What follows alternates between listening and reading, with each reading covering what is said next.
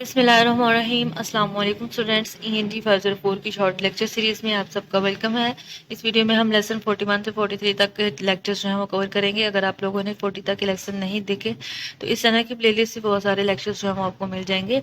उसके अलावा इसकी जो शॉर्ट फाइल है वो भी इंशाल्लाह आपको आज ही जो है वो डिलीवर कर दी जाएगी।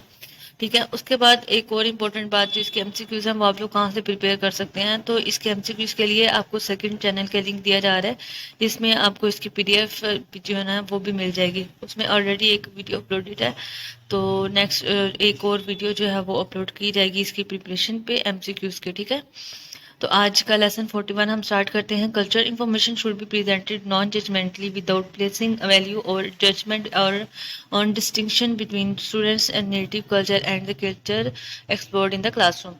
अब जो कल्चर इन्फॉर्मेशन जब भी हमें प्रेजेंट करनी चाहिए तो उसमें कोई भी जजमेंट नहीं करनी, कोई भी वैल्यू जो है ना वो हमने प्लेस नहीं करनी। जब किन के दरमियान हमने प्लेस नहीं करनी। कल्चर इन्फॉर्मेशन देते हुए हमें स्टूडेंट्स की नेटिव कल्चर और उसके जो वो कल्चर जो उसको क्लासरूम में प्रेजेंट किया जा रहा है, ठीक है, एक्सप्लोर किया जा रहा है, उसके दरमियान हमें कोई भी जजमेंट नहीं करनी, कोई भी वैल्यू नहीं रखनी। Crumbs 1993 describe the third culture of the language classroom.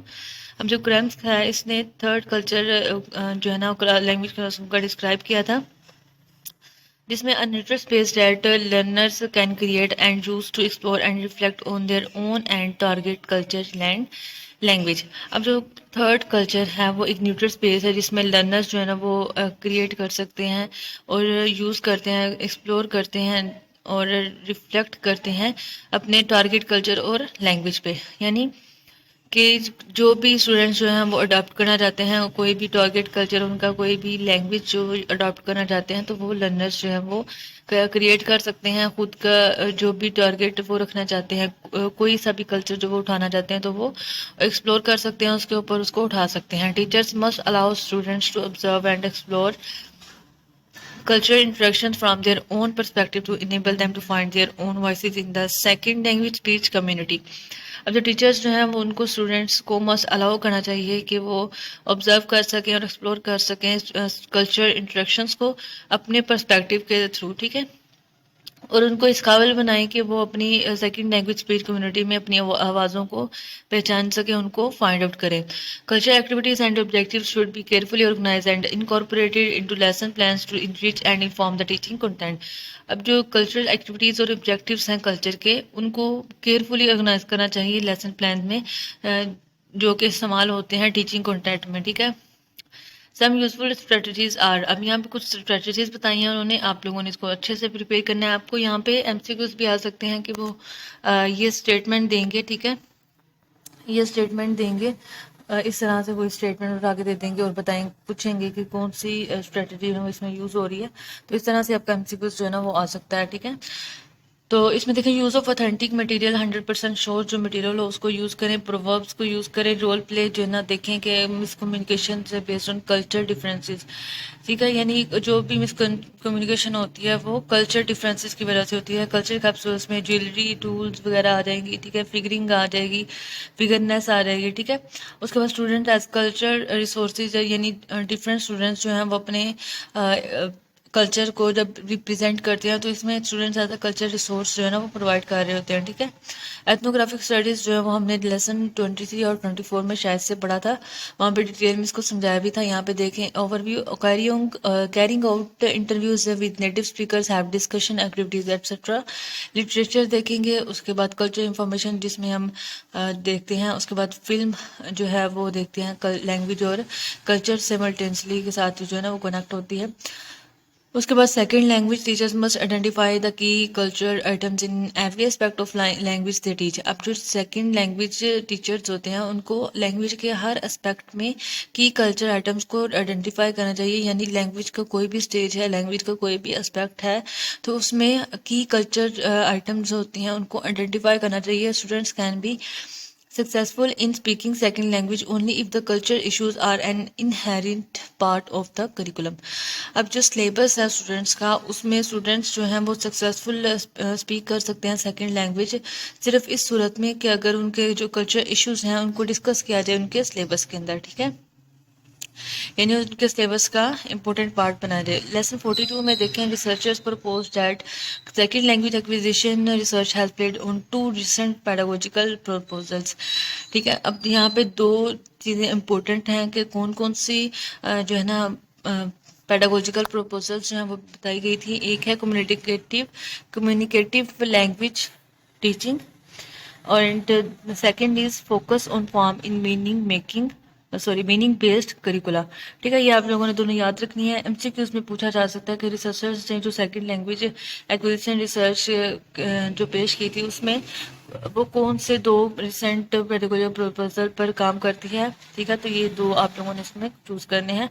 उसके बाद यहाँ पे ये जो रिसर्च थी, ठीक है, सेकंड लैंग्वेज एक्विजिशन के जो रिसर्चर्स ने रिसर्च प्रपोज की थी उसमें 4 मैक्रो ऑप्शन जो है ना उन्होंने फोकस ऑन फॉर्म के बताए थे, जिसमें इनपुट प्रोसेसिंग आ गया, इनपुट इन्हेंसमेंट आ गया, फॉर्म फोकस्ड आउटपुट आ गया और नेगेटिव फीडबैक आ गया। ठीक है, तो इसको हम नेक्स्ट देखते हैं। It will deal with 2 related pedagogical issues. अब इसमें ये जो फॉर्म ऑन फॉर्म जो है थेरी जो उन्होंने प्रपोजल जो उन्होंने रखा था उसमें यहाँ पे 2 इश्यूज जो है ना वो बयान किए गए थे।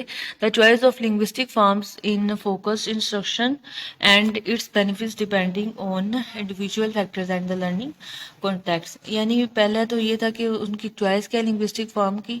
ठीक है, जो भी इंस्ट्रक्शंस वो देते हैं उसके अंदर लिंग्विस्टिक फॉर्म्स की चॉइस, और उसके बाद इसके इंडिविजुअल फैक्टर्स के जो बेनिफिट्स हैं वो इंडिविजुअल फैक्टर्स पे डिपेंड करते हैं। ठीक है, और उनके लर्निंग कॉन्टेक्स्ट पे डिपेंड करते होते हैं।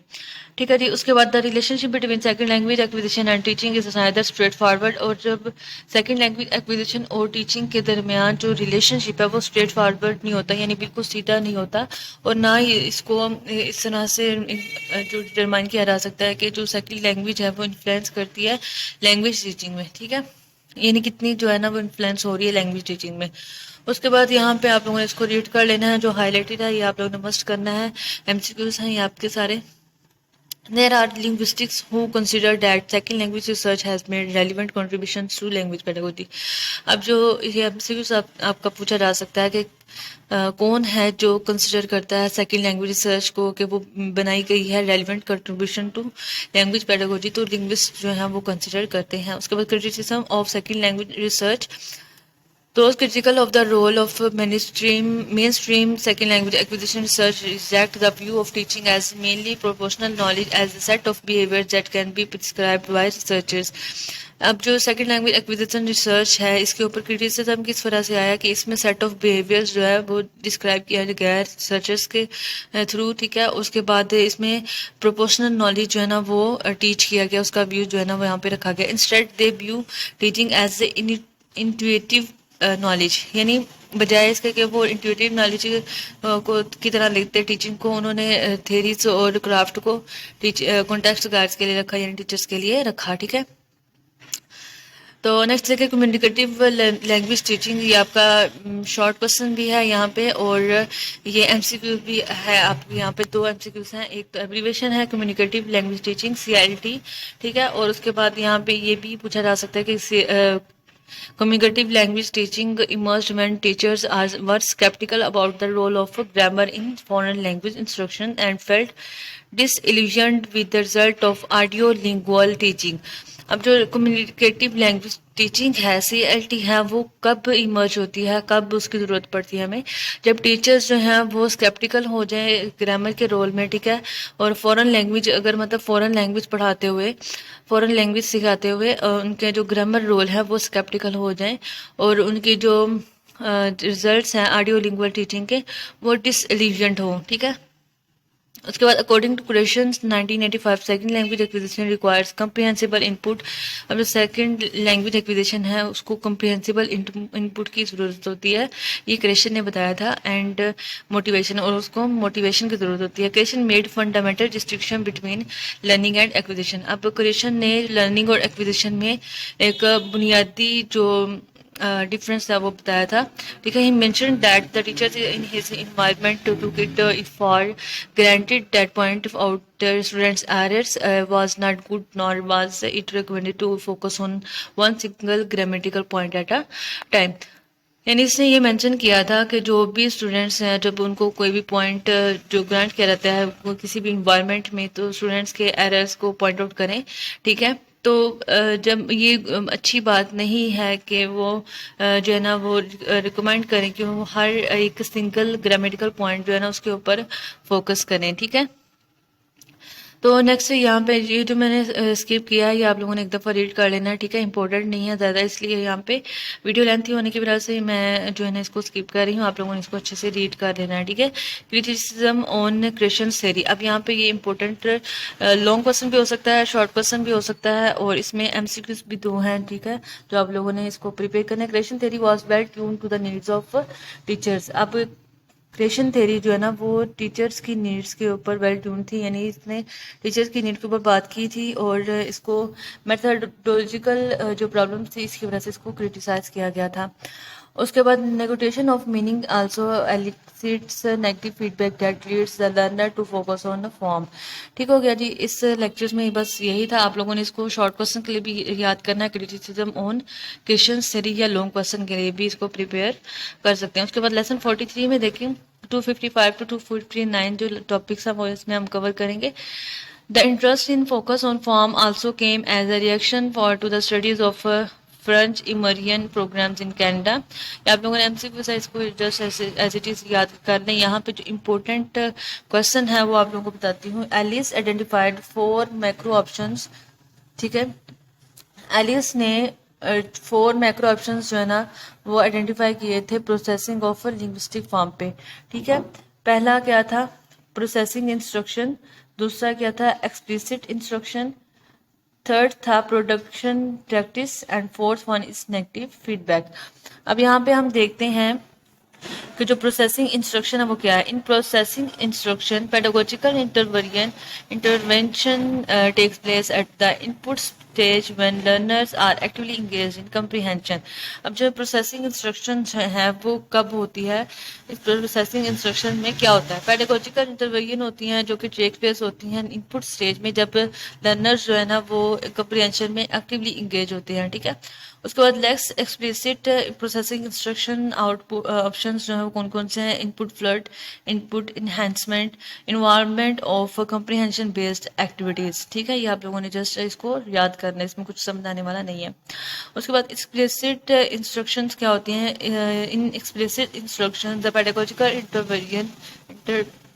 intervention impinges on the learner's language to knowledge by deliberately directing them to attend to form।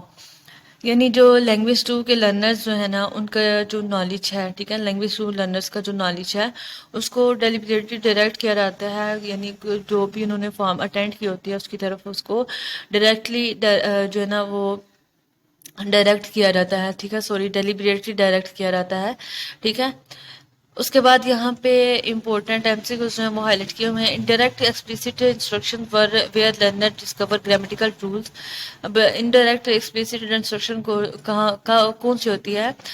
जब लर्नर्स जो हैं वो डिस्कवर करते हैं ग्रामेटिकल रूल्स को बाय देमसेल्व्स, खुद ब खुद जो है ना वो उसको ग्रामेटिकल रूल्स को डिस्कवर करते हैं और कॉन्शियस रीजनिंग टास्क के थ्रू। ठीक है, उसके बाद एक्सप्लिसिट डिक्लेरेटिव नॉलेज क्या होता है? Is assumed to foster development of implicit procedural knowledge. अब जो भी डिक्लेरेटिव नॉलेज होता है ना ये इम्प्लिसिट प्रोसीजरल नॉलेज को ना डेवलप करने के लिए एज्यूम किया जाता है थ्रू इनटेक फैसिलिटेशन। अब ये किस तरह से जो है ना डेवलप किया जाता है? इनटेक फैसिलिटेशन के थ्रू। ठीक है, DeKeyser 1998 takes a different position about the role of explicit knowledge. He advocates DeKeyser ने क्या कहा था? He advocates for explicit grammar instruction followed by first form focused exercises to develop declarative knowledge, then by open-ended activities to foster automatization. In this way practice may gradually bridge the gap between explicit knowledge and its use. अब ये MCQs भी आपका आ सकता है कि इसमें जो है ना प्रैक्टिस जो है ना ग्रेजुअली ब्रिज होती है, तो ये डिकैसर की जो थ्योरी है इसने जो डिफरेंट पोजीशन जो है ना वो रखी थी उसमें ये एडवोकेट किया गया था। तो ये था आज का लेक्चर 43 तक। 44 एंड 45 जो है वो हम नेक्स्ट वीडियो में डिस्कस करेंगे। उम्मीद है आप लोगों को ये वीडियो जो पसंद आई होगी। अगर आप लोगों को कोई कंफ्यूजन हो तो आप लोग कमेंट बॉक्स में कमेंट कर सकते हैं। मिलते हैं नेक्स्ट वीडियो में नेक्स्ट टॉपिक के साथ, तब तक के लिए अल्लाह हाफिज़।